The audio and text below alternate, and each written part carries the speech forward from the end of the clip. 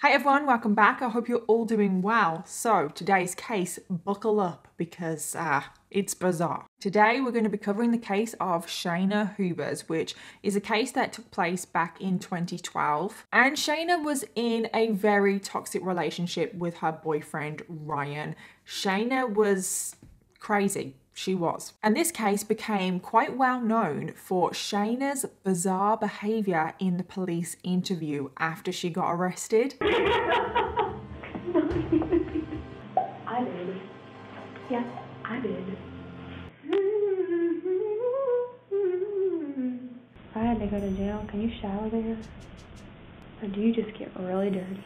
I've seen quite a few police interviews and I wouldn't say that Shayna's is the most bizarre, but it's definitely up there. It's just so weird. But then there is another reason why this case became so well known, and that is because of another very infamous killer, Jodi Arias. Sparking comparisons to convicted killer Jodi Arias, which I'm sure all of you, but most of you, have heard of her. So Shayna and Jodi have a lot of similarities. It might change my memory.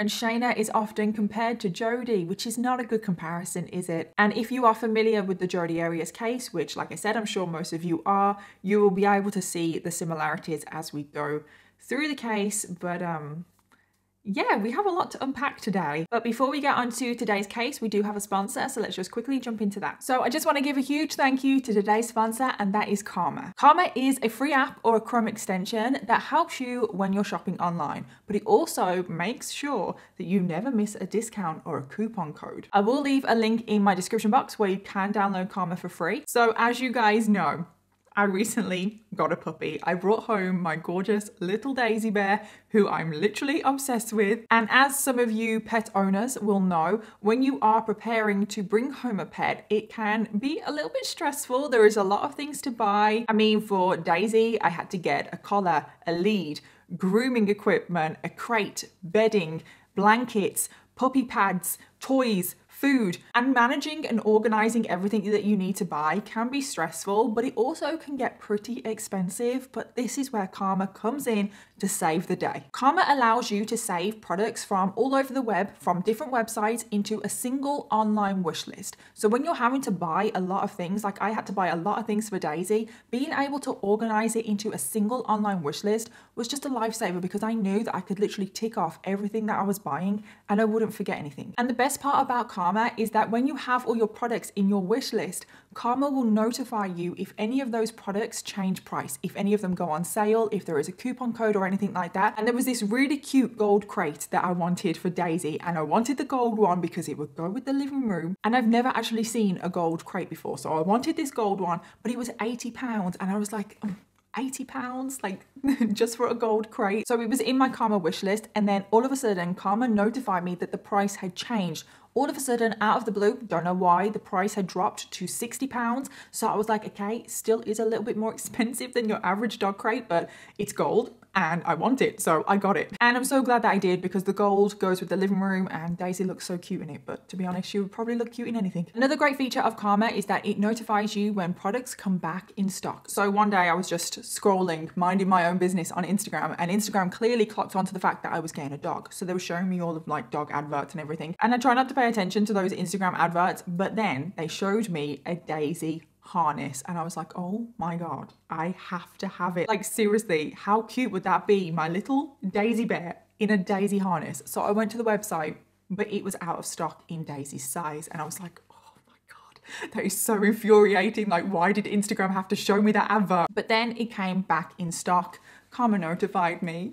Look how cute this is. It's still too big for her right now, but she'll grow into it. Oh my god, look at it. And then probably my favorite feature of Karma is that when you are at checkout, Karma will automatically scan the web for any coupon codes and apply them automatically at checkout, so you know that you are getting the best price possible. And then just to top it all off, Karma even gives you cashback actual cash in your account when you shop through selected retailers. So if you wanted to get organized when you're shopping online, grab some discounts, know that you are always getting the best price, and be notified when products come back in stock, I will leave a link in my description box where you can download Karma for free. Thank you again to Karma for sponsoring today's video and literally saving my life whenever I'm shopping online. But thank you to every single one of you watching right now, because without all of you, I wouldn't get opportunities like this. And now let's jump into today's case. And because I know I'm going to get comments, yes, I actually have had my hair dyed this time. I went a little bit lighter. I went for like a natural blonde balayage for spring and summer. And it's so weird seeing myself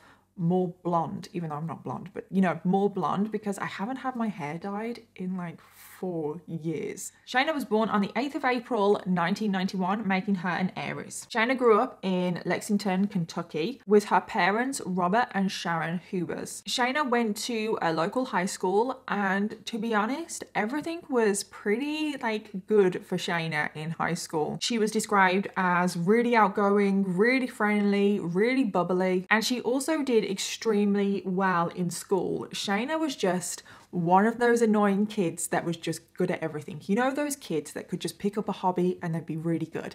Every class, they would be the top of the class. They are so annoying because I wanted to be one of those people, but I wasn't. Well, Shayna was one of those people and she just did really well at everything. But there was one subject that Shayna enjoyed the most, and of course, she excelled in that subject as well. And that was drama, which we will definitely see that crop up later on in the case. But even in high school, Shayna being dramatic, let's just say, was something that she became very known for. She definitely had a flair for the dramatics. She would blow everything out of proportion. She would over exaggerate everything. And a lot of the drama did seem to stem around other boys in her school. So if Shayna expressed an interest in a boy, but the boy wasn't interested, she would throw a tantrum. She would turn it into the biggest drama possible. She really liked attention, to be honest, but what is new in these cases? I feel like all of these people just crave attention. She just became known for that person that just turned everything into a drama. The kind of person really that everyone avoids because they're just too much to deal with. So that was Shayna's high school experience. Her life seemed pretty good. Well, on the outside, it seemed pretty good, but behind closed doors, it might not have been. Because Shayna has made allegations that she was sexually abused by her father. Now, Shayna's dad has denied these allegations. These allegations have never been proven, but that doesn't mean that they didn't happen. It just means that they haven't been proven. But according to Shayna, this sexual abuse started around the time when she was reaching puberty. And we do touch on the sexual abuse later on in the case. Shayna is at high school, and after she leaves high school, she does attend the University of Kentucky, and she studies a degree in psychology. Very ironic if you ask me. And again, in college, Shayna absolutely excelled because she was very academically gifted, and she was definitely on the path to have a successful career in the psychology field. So during her college years, it is now March 2011, Shayna is currently 19 years old. This is when she meets 29-year-old Ryan Poston. Ryan Carter Poston was born on the 30th of December 1982. Ryan's parents split up and got a divorce when Ryan was really young, but he still stayed really close to both of his parents, and his mother did actually remarry, and Ryan was really close to his stepdad as well. Ryan also had 3 younger sisters who he was really, really close to, and he was a really protective older brother. Overall, the family was just a really tight-knit family. Everyone got along, like even Ryan's dad, even though his parents weren't together, he was still involved in the family. Like everyone was just really, really close and got on. And like Shayna, Ryan was really academically gifted. In college, he graduated with a triple major, which I feel like the college system, degrees and everything are different in the US than they are in the UK. So I didn't know what a triple major was, but from my research, that is like really hard to get and actually really rare. But his triple major was in history, geography, and political science. So yeah, that was a lot of studying, a lot of studying for Ryan. But Ryan didn't mind. He loved pushing himself. He was very determined to exceed and he thrived in that more academic world. And after college, he went to law school, which again, not easy. And by the time we get to 2011, which is when he meets Shayna, he is a really successful attorney. Now, at first, it's thought that Ryan wanted to take things slowly in the relationship. He had just gotten out of quite a serious relationship and he wasn't looking for anything serious. He wanted something more casual. But the same could not be said for Shayna. Like, she wanted to dive headfirst into a really serious relationship. She very quickly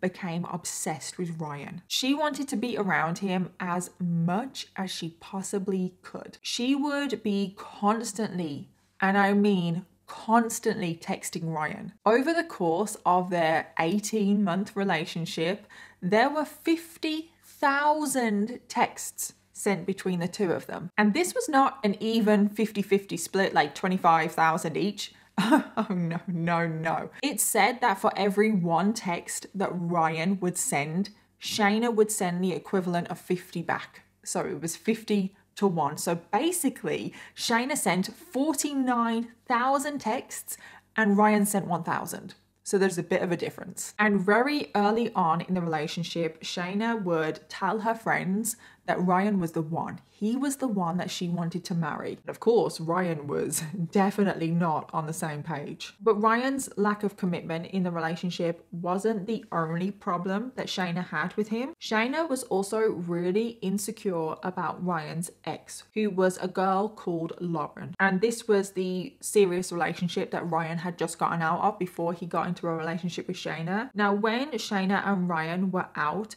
Shayna would go up to random people in like the bar, club, wherever they were. Shayna would go up to these random people and say things, oh, don't you think that I'm prettier than this girl here? Which is just like really uncomfortable. Like, oh God, it just makes me feel uncomfortable even thinking about it. Like, what would you say to somebody coming up to you saying that? Like, what are you supposed to say? And Shayna's insecurities and just her personality of just making everything into a huge deal would lead to a lot of arguments in the relationship. And all of these arguments led to Shayna and Ryan being just that couple that would constantly break up. They would break up all the time, but then it wouldn't be too long until they got back together. They would break up, get back together, break up, get back together. This was a constant cycle for their whole 18-month relationship. And whenever they would be on these breaks, which would be quite often, Ryan would start to see other people because he didn't see Shayna the way Shayna saw him. He didn't want anything too serious. And of course, Shayna found out that Ryan was seeing other people and this did not go down well at all. Shayna would constantly be messaging Ryan all the time, especially when they were on these breaks. Like, her messaging would go up a level when they weren't together. And Ryan wouldn't respond most of the time to her text because they were excessive. But in the end, Ryan would reply to these messages and he would say things like, Shayna, stop. I don't have the patience to deal with you. In Shayna's mind, she didn't understand why Ryan didn't want to be with her. She thought that she was this perfect woman and it was like, why don't you want to be with me? Like, what's wrong with me? There's nothing wrong with me. Shayna would constantly tell the people around her, like, I don't know why he doesn't want to be with me. I do everything for him. I do his laundry. I walk his dogs. I do his food shopping. Like, I'm perfect for him. Shayna wanted to do everything for Ryan, like everything, in a creepy kind of way.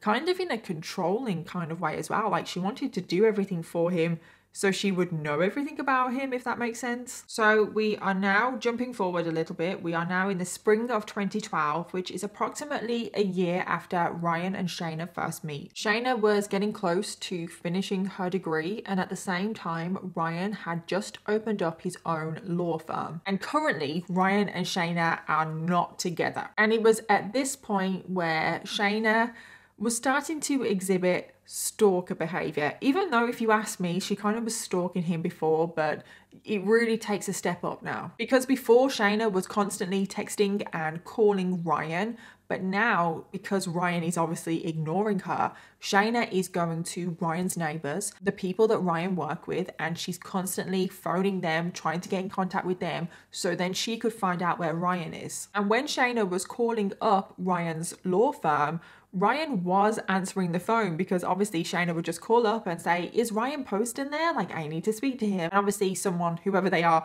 would put Shayna through to Ryan. And in the end, Ryan stopped taking her calls at work. Shayna obviously didn't like that Ryan was no longer taking her calls at work. So Shayna went to the next level and borrowed her friend's phone and started to text Ryan's work phone, pretending to be a potential client. But then Shayna didn't really pretend to be a potential client, because she just used this as an excuse to send insulting messages to Ryan. So Ryan quickly figured out, okay, this is Shayna on a different phone. She even at one point got an out-of-state phone number so Ryan wouldn't know it was her, and when that number called him, he would pick up. This is the kind of things that she would do just to speak to Ryan. And on top of this, Shayna managed to clearly figure out what Ryan's password is, because she somehow managed to hack into his Facebook. And when she was on his Facebook, she would basically monitor everything that was going on. So if Ryan ever got any messages from any women, Shayna would delete them before Ryan could see them. Shayna was also going through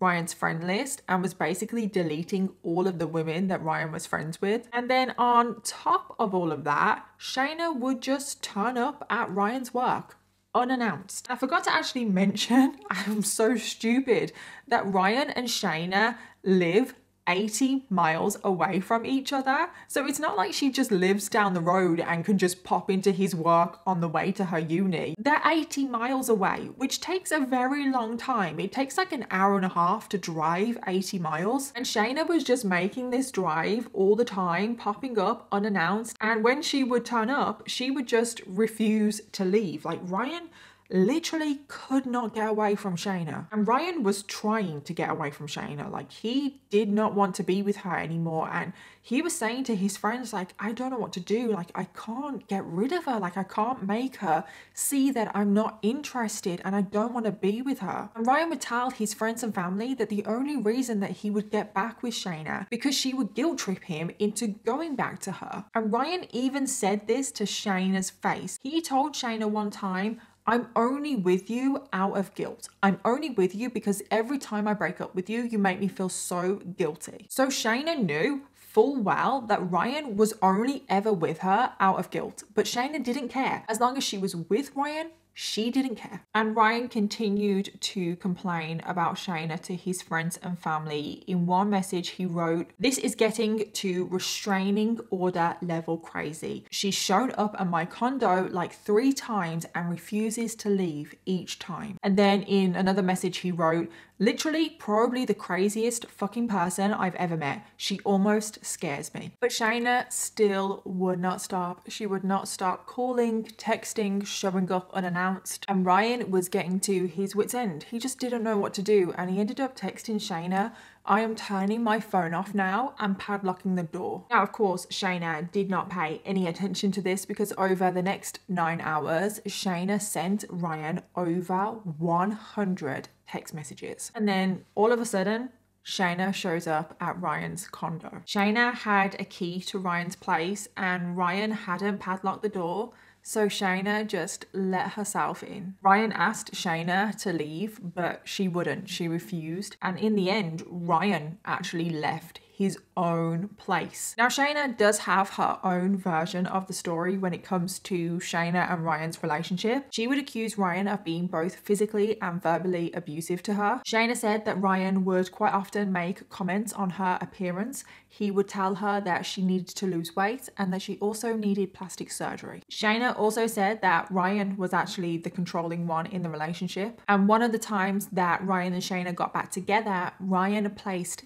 conditions on their relationship, and those conditions were that they needed to speak less, Shayna should pick up a new hobby and that Shayna was to participate in sexual acts with Ryan and other women. Shayna said there was an incident when they were arguing that Ryan did get physically abusive to her and he physically picked her up and threw her and beat her out of his condo. Claims of abuse should be taken very seriously. I am never going to sit here and say that they shouldn't be. However, Shayna was actually known for lying about things like this. Like, she was known for lying and making things up about abuse. Later on, but I feel like it's relevant to say this here, later on, Shayna has admitted to giving herself bruises to blame them on Ryan, to say that Ryan was being physically abusive to her. Shayna also admitted later down the line that she would throw things around Ryan's condo and bang around and everything to make the neighbors think that they were arguing and Ryan was being abusive. So unfortunately, when someone admits to lying about things like this, it's kind of hard to believe them when they say these things. It's kind of hard to believe these accusations of abuse. And there were also many other things where Shayna got caught up in a lie, but we'll obviously get to that later on. So we are now in autumn 2012. Shayna has finished her degree and she's going on to get her master's, and Ryan is still busy with his law firm. Remember, he's only just opened his own law firm, so he's very busy, very stressed. And he's actually going through some difficulties at work as well because he's being sued by an ex-partner. There's like clearly some kind of fallout. So that is adding an extra level of stress for everything to Ryan. And Ryan threw himself into his work because that's what he did anyway. But with all of the stress of the lawsuit going on and everything, Ryan just wanted to focus on that, throw himself into that, and he was paying less and less attention to Shayna. But that was definitely intentional. He was intending to basically ignore Shayna because he still wanted to get away from her and he still couldn't. And he was known to ask his co-workers, how do you break up with someone who doesn't want to be broken up with? And it's not known exactly in autumn 2012 what Shayna and Ryan's relationship was, but let's be realistic. When is it ever clear what their relationship is? Because obviously he's going around asking people like, how do I break up with Shayna? But Ryan, in his head anyway, I think he had already decided, okay, we're broken up. Like, in my head, we're broken up. I can't break up with her because she won't let me. But my stance is we're broken up. So Ryan had started to see other people. Oh God. And obviously Shayna found out and yeah, it didn't go down well. And Shayna just lost it. She hadn't already lost it. Well, she now really lost it. She was telling her friends, like, I hate him. He's an evil person. Love has turned to hate. Like, Ryan doesn't care. Ryan doesn't love me. And obviously, Shayna is a bit crazy, you know, but those texts, like saying you hate someone, saying that they're an evil person, love has turned to hate, that's not unusual really, is it, when you're going through a breakup and you're hurt and you're angry? But the thing is, it escalates from there because in another text, Shayna said that she was going to a shooting range with Ryan. So again, they're kind of still together. And Shayna told her friend that she was going to accidentally turn the gun on Ryan and play it off as an accident. And she was known to make other very similar disturbing comments to other friends, basically saying that she wanted to kill Ryan. So it is now the 11th of October 2012, which is the day before the tragic events of today's case take place. So on this evening, Shayna and Ryan are at Ryan's parents' house, and it was just like a dinner party, like something very normal. But apparently on this evening, Ryan took his dad to one side and told his dad about how stressed he was about the relationship he had with Shayna and about how he wanted to break up with her, but she just wouldn't let him. So then after the little dinner party, Shayna and Ryan head back to Ryan's condo, and it's not actually known what happens when they get back to the condo. But given what Ryan was literally just talking to his dad about, it is thought that it's a very high possibility that Ryan was telling Shayna, like, this is it now. We are over. It's over for good. Because at 3 a.m., Shayna calls up her mom in tears. Shayna said to her mom that she didn't feel very well and that she wanted her mom to come over to Ryan's place. Now, bear in mind, like I said, they live 80 miles away from each other, but Shayna's mom comes to the rescue at 3 a.m. She makes that 80 6-mile journey. So then Ryan woke up the next morning, walked into his living room and saw that Shayna's mom is there, and he's like, what the hell is going on? But Shayna then started to tell Ryan that she was having chest pains and that she wasn't feeling very well and that her mom's going to take her to the ER. So Shayna and her mom left Ryan's condo and made their way to the hospital, and Shayna was texting Ryan constantly throughout the day, giving him updates on her condition, saying that she needed an EKG, that she was seeing a specialist, that she was being prescribed this medication and this medication. She was just trying to play the sympathy card. Like, she was literally being very manipulative, because clearly the night before Ryan had said to her, like, this is over, like, we're done. And Shayna was clearly trying to guilt trip him again into just getting back with her, because Shayna was not at the hospital. Her and her mom had gone shopping. She wasn't even feeling unwell. It was all a lie. And the whole time she was shopping with her mom, she was Googling heart conditions, heart disease, high blood pressure. What are the symptoms of high blood pressure? What medication is someone prescribed? So she was then relaying this information to Ryan so Ryan would believe her. I just can't believe, like, literally, who makes this stuff up? It's like, why would you joke about health? I don't get it. So then we get to later on that same evening, and this is when the tragic events of today's case take place. So remember that I said that Ryan had started to talk to other women because in his mind, he's not with Shayna. Well, Ryan on this evening did have a date with another woman. And this woman was Audrey Bolt, who just so happened to be the current Miss Ohio. Ryan had been chatting to Aubrey over Facebook, and they had arranged to go on a date that evening. Ryan hadn't told Shayna this because I think we all know how she would react, and I think Ryan is a little bit scared of Shayna. However, Shayna knew, because Shayna was always on Ryan's Facebook. Shayna was pretty much watching this whole thing unfold, because 2 days before the date, Shayna had sent a friend request to Aubrey on Facebook and was literally stalking her profile, finding out as much information as she possibly could. Shayna knew all about this date, and just as Ryan was about to leave his condo to go on the date, Shayna shows up. Ryan had not long gotten back from work, and he set his gun down on the dining room table. Now, we haven't mentioned this yet because it wasn't really important until this point, but Ryan was a pretty big gun enthusiast. He owned several guns and he had a license to carry a concealed weapon. And when he got home, he just had a habit of placing his gun down on the dining room table. So yeah, Shayna had just showed up out of the blue. She obviously had a key, so she let herself in, and Ryan was not expecting her. At around 9 p.m. that evening, the following 911 call was made. Campbell County 911. Ma'am, I killed my boyfriend in self-defense. Okay, where are you? I'm standing about 10 feet from his dead body. He beat me and tried to carry me out of the house, and I came back in to get my things, and he was right in front of me, and he reached down and grabbed the gun, and I grabbed it out of his hand and pulled the trigger.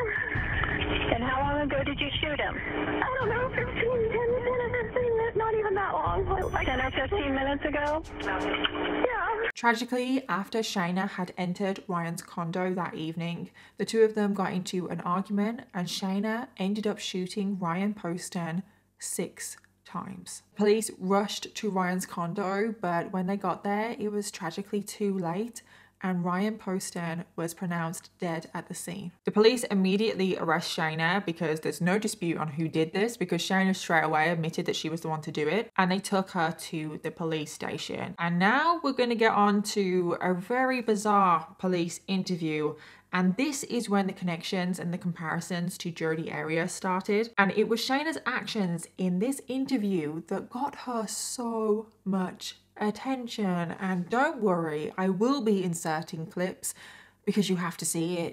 It's bizarre. So first of all, the police read Shayna her Miranda rights, and straight away Shayna asks for an attorney. I do want an attorney. Okay, so I can't ask you any questions at all. And the police are thinking, okay, so we're probably not going to get anything out of her. She's asked for an attorney. Like, we're not going to ask her any questions until they get here. But the thing is, Shayna liked to talk. I think that is an understatement, because the police actually did not ask Shayna one single question. Shayna just started talking and she would not shut up. I was so out of it. I was like, it's in self-defense, but I killed him, and can you come to the scene?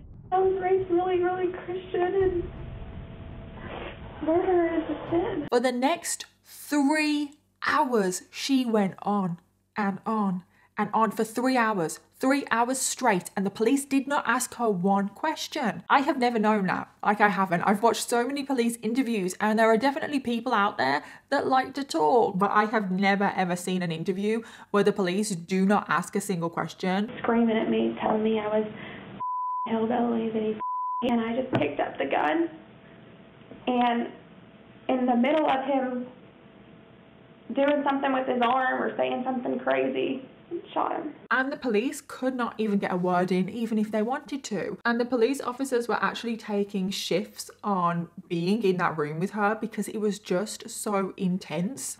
What are they going to do with me?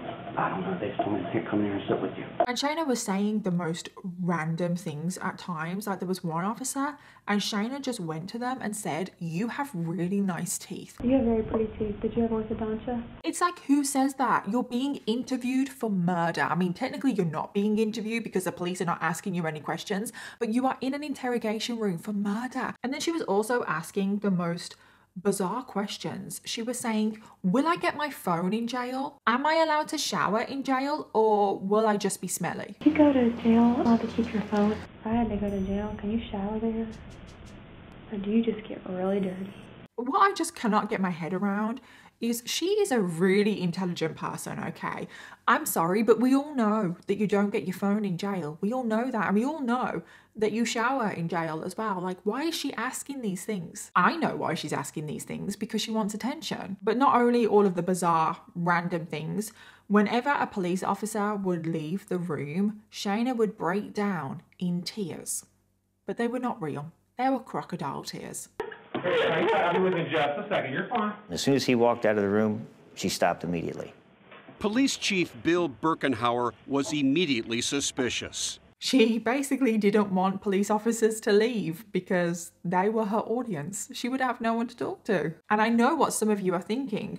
I know that some of you are thinking, why do these people in interrogation rooms not realize they're being filmed? But the thing is, you can see on the footage that Shayna looks directly at the camera in the corner of the room quite a few times. She knew full well that she was being recorded. But yeah, anyway, the main thing to take away from this interview footage is that Shayna was saying that she shot Ryan in self-defense. And I shot him in self-defense because he's done stuff before where I've hit my head on a headboard and could have died. Shayna's story was that she had gotten to Ryan's condo, and as soon as she got there, Ryan was throwing her around the condo. He was being very physically violent towards her, and in response to this, she shot him. But the problem was, Shayna could not keep her story straight. Her story was changing every 10 minutes. On the 911 call, she had said that she had wrestled the gun out of Ryan's hands, and that is how she got the gun to shoot him. And he reached down and grabbed the gun, and I grabbed it out of his hand and pulled the trigger. But now in the police interview, she's saying that she was the one that got her hands on the gun first. She picked it up from the dining room table, and that is how she shot him. And I just picked up the gun, and in the middle of him doing something with his arm or saying something crazy, shot him. So the cracks are already starting to form in her story, but that was not the only crack. Shayna had said that at one point, Ryan threw her onto the dining room table. But when the police were at the condo, there was no evidence that anyone had been thrown onto that dining room table. Like, it hadn't moved. It was completely intact. There were also things on the dining room table that would have fallen over if someone was literally thrown onto it and they were still stood up, completely untouched. Shayna had said that Ryan was being physically violent towards her, but Shayna was checked for any injuries, any marks, bruises, cuts, everything, and she didn't have any. There was literally no evidence in the condo or on Shayna, like her appearance in any way, her clothes, that Ryan was being physical with her at all. So the police officers are thinking, yeah, her story doesn't add up. There's something weird here. But it only gets worse from here. He was laying with his face on the table, like twitching. And so I knew he was going to die. A very slow and painful death. I knew he was already dead. And so I shot him enough times to kill him so that he wouldn't suffer at that point, which was a few more times. Thought he was completely dead and he was laying there still twitching and making noises. And I shot him in the head. I probably should have left it there, but I knew he was going to die. Mm-hmm. Or have a very deformed face. But I just walked around the table and shot him where I knew he would die immediately. And fast. I shot him probably 6 times. Shot him in the head. He fell onto the ground. He was like laying like this. His glasses were still on. He was twitching some more. I shot him a couple more times just to make sure he was dead. Because I didn't want to watch him die. Her descriptions of the murder are cold, calculated. The way that she said that she shot Ryan and he fell down and he was no longer a threat, but then he started to twitch, so she continued to shoot him. It's unnerving how calmly someone can just talk about cold-blooded murder like that. And it's very clear that this was not self-defense. You don't shoot someone 6 times in self-defense. And according to Shayna, after the first shot, Ryan was still alive, so there could have been a chance to save him. She could have called an ambulance. He was clearly no longer a threat. Like, if we are going to humour her story and say that Ryan was attacking her, she shot him once, he fell down, he was no longer a threat. She could have called the police, who would have called an ambulance, and he could have been saved. But she wanted to watch him die. And then she went on to say something that I just could not believe, like my jaw hit the ground. He's going to die or have a completely deformed face. He's very vain and wants to get a nose job. Just that kind of person. And I shot him right here. I gave him his nose job. He wanted. Yes, Shayna said that she shot Ryan in the face to give him the nose job that he had always wanted. I just couldn't believe it. I was just like, what? Like, I had to replay that clip a few times because I was just like, did I actually hear that right? I gave him his nose job. He wanted. But again, this just shows it wasn't self-defense. That does not sound like someone shooting someone in self-defense. That sounds like somebody shooting someone out of anger and out of revenge. And then just to top off Shayna's bizarre interview, when the officers leave the room, she starts singing and dancing.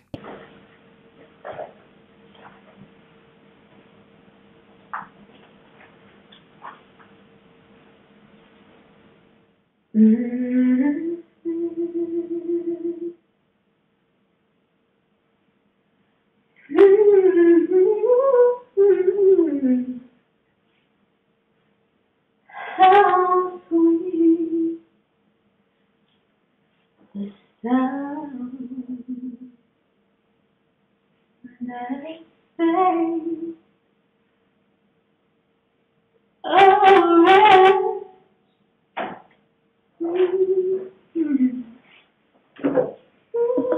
I'll be right back.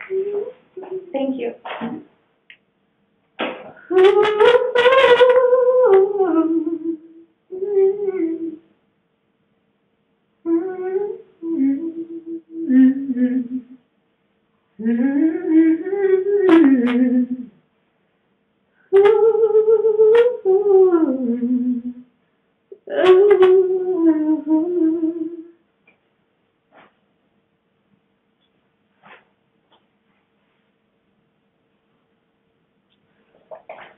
I did.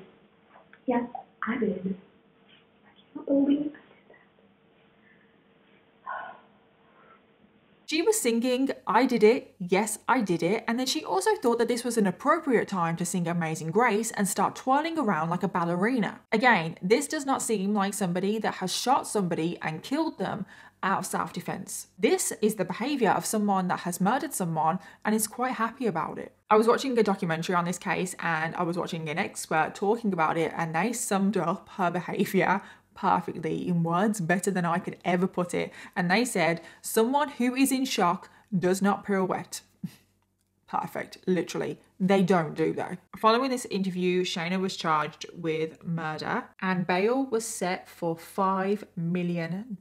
And she remained in custody until her trial. And her trial finally started on the 13th of April, 2015. So that is 3 years after she's arrested. And at trial, her defense team put forward her case of self-defense. But obviously the prosecution's aim was to completely tear apart that defense. So they dug up everything. They dug up all of the texts, all of the calls, the stalker behavior, dissecting everything that Shayna did in the interview, the 911 call, like everything, all of her contradictions. And also new evidence was presented at trial that showed on the night that Ryan was murdered, Ryan had actually locked himself in his bedroom. He was attempting to hide from Shayna. And then Shayna Googled how to pick a lock with a bobby pin. I just can't believe that she Googled that whilst Ryan is in his bedroom, scared of her, like, oh my God. Again, doesn't really sound like self-defense, does it? And it's thought that Shayna was actually successful in unlocking Ryan's bedroom with her bobby pin. So yeah, the prosecution were like, none of this sounds like someone acting in self-defense. On top of all of this, the prosecution also brought to the stand one of Shayna's ex-cellmates, who had said that on a number of occasions, Shayna had actually bragged about killing Ryan. After the jury had heard all of this evidence, Shayna was found guilty of murder and sentenced to 40 years in prison. But the story does not end there. 1 year later, Shayna's conviction was overturned. It was discovered that one of the jurors in the original trial was a convicted felon, which is against Kentucky law, which meant that Shayna's original trial was deemed invalid, which is just so incredibly frustrating because Ryan's friends and family have to now go through another trial. And then Shayna's second trial took another 3 years to begin and finally started on the 14th of August 2018. And in the second trial, Shayna's defense team decided to take a slightly different approach. They decided in this trial, Shayna should take the stand herself. So whilst Shayna was on the stand, she painted out that Ryan was very abusive to her. He was very physically violent, verbally abusive. She went into quite a bit of detail about their sex life, saying that Ryan would pressure her into performing things that she wasn't comfortable with. Ryan did something I didn't want him to do. How did that experience make you feel? It felt degrading. It was also in this second trial where Shayna accused her father of being sexually abusive when she was younger. And it was in this second trial where details of the sexual abuse came out. Shayna said that her dad would always comment on her breasts. He would say things like he was looking forward to them getting bigger so he could look at them. He was also looking forward to them getting bigger so he could watch them jiggle. And there were also times where he would inappropriately touch her breasts. Shayna also told a psychologist that on the night of the shooting of Ryan, it was the anniversary of when her dad sexually abused her. Like I said very early on, these are just accusations. Nothing has actually been proven. I will say it again, it doesn't mean that they didn't happen, but we also obviously don't know that they did. Shayna also said that Ryan would tell her quite a few times that she needed a boob job. And again, we don't know if Ryan actually did make this comment. It's just coming from Shayna, and from past experiences, we know that she likes to make these things up. But if the allegations against her dad are true, and Ryan actually did make a comment like that, you can understand why Ryan making a comment about her boobs would have brought up and triggered a lot of her trauma from her childhood, from when her dad sexually abused her. And it's always really difficult when we have characters like Shayna who have admitted to lying about abuse. It is always really hard because you never want to accuse someone of lying about something so serious, but then it is really hard to believe people when they do have a pattern of lying, of making things up. So we don't know if the sexual abuse from her dad is true or not, and we don't know if Ryan would make these comments about a boob job. But obviously she did take the stand in the second trial, which meant that the prosecution had the opportunity to question her as well. And they basically tore her story apart. They pointed out all of the contradictions in Shayna's stories and all of the times that she has lied. And they basically just tried to make out to the jury that Shayna was somebody that you can't trust. You never know if she's telling the truth or not, and you shouldn't trust anything that she says. And after the jury heard all of this, they decided to find Shayna Hubers guilty of murder. And on the 18th of October 2018, Shayna was sentenced to 40 years in prison. And Shayna Hubers to this day remains in prison, but she has definitely been in and out of the media quite a bit. She even got married when she was in prison. She has since gotten divorced, but she has made quite a few headlines. And she has even given some interviews from prison. There is definitely a little bit of a fascination around Shayna. And like I said in the intro, a lot of the fascination stems from the comparisons to the Jodi Arias case. So if you know the Jodi case, you probably have already picked up on a lot of the similarities. But if not, let's just run through them. So both Shayna and Jodi have been portrayed as these crazy, jealous, insecure exes. Both Shayna and Jodi were in toxic relationships that were on and off. Both of them killed their boyfriend, and in both cases, the boyfriends wanted to get out of the relationship. It's thought that both Shayna and Jodi killed their boyfriend out of rage, out of jealousy. They both used a gun. I know Jodi also used a knife, but they both used a gun. And probably the biggest connection, the biggest similarity between the two cases is the absolutely bizarre behavior in the interview. So you've got Shayna over here dancing like a ballerina, doing all her twirls, singing Amazing Grace. And then you've got Jodi who does a headstand and sings Oh Holy Night. After the murder, both of them plead self-defense, and then in their trials, both of them try and look as innocent as possible. There's also a few other similarities, but they're the main ones. And what is just really, really weird is that when Jodi was on trial, obviously it was on TV a lot, Shayna was in jail awaiting her trial, and Shayna was engrossed in the trial. Shayna literally watched the Jodi Arias trial unfold on TV and was seen taking notes. Notes on what?